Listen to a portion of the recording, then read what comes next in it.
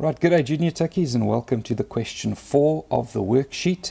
I hope you're going to enjoy going through this with me. My name is Mr. P. I'm taking you through it, and let's get right into it. Okay, so question 4 of the worksheet deals with this question over here. Now, what a nice question. All right, this shows us a person was injected with a dead cholera bacteria, and this shows the number of antibodies in the bloodstream, okay, measured in arbitrary units after a series of injections, okay, to hopefully improve immunity against this bacteria. So the first thing is we're going to be getting a little bit of context here. So let's read through this question and we highlight the important bits of information. So we had the dead cholera bacteria injected, okay, and then there was a second injection which was given a few weeks later. Person's body reacted to these injections by producing antibodies. So there's the expected response after each injection, is the increase in antibodies. Okay, the graph shows the number of antibodies before and after the injections. Now, it's up to us to determine when these injections were actually administered to the patient. Okay, so let's get some context from the graph here. So we can see first that at week number 5, we see a maximum increase in the number of antibodies for a first cycle. There's the first 5 weeks where the immunity or the number of antibodies in the blood has reached a peak before decreasing again. So we can assume that at the onset of these 5 weeks is probably where we're going to have our first injection administered, because it shows an overall increase in the antibody production, or the number of antibodies.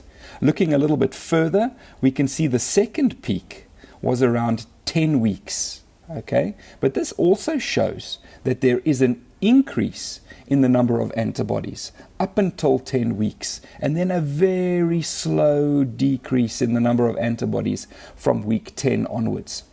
This tells me that the second injection probably happened around week 6, because that's where we see the number of antibodies increasing again. All right, so let's see.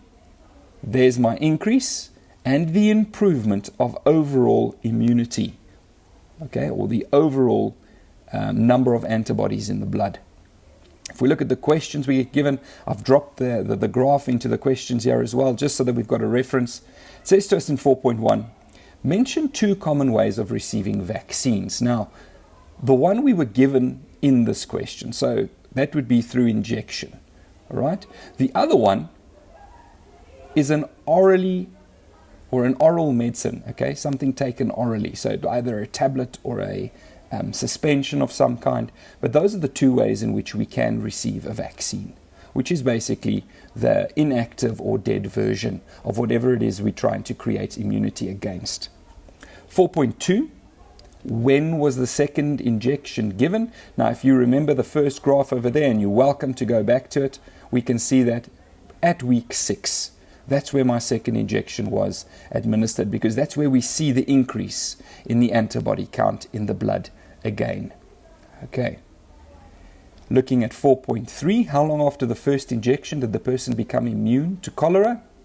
And we can see here that from 5 weeks, we can see an increased immunity.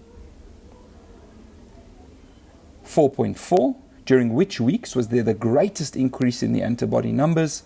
The greatest increase, there's the key for us. So we can't say the 5 weeks from week 6 to week 11, or from week 5 to week 10. What we have to do here is we've got to look at the gradient of the graph. The greatest increase means the steepest gradient, okay? Right, so let's have a look for a steep gradient. The steepest gradient that we can see here is between week 7 to 9. We can see that there is my steepest gradient. So that would be the greatest increase in the antibody numbers. Okay, I hope you've enjoyed going through this question with me. Join for a few other questions, a few other videos dealing with the questions in the worksheet. Make sure that you download the theory booklet, get a hold of the worksheet and the answer memo. I do hope that I see you again.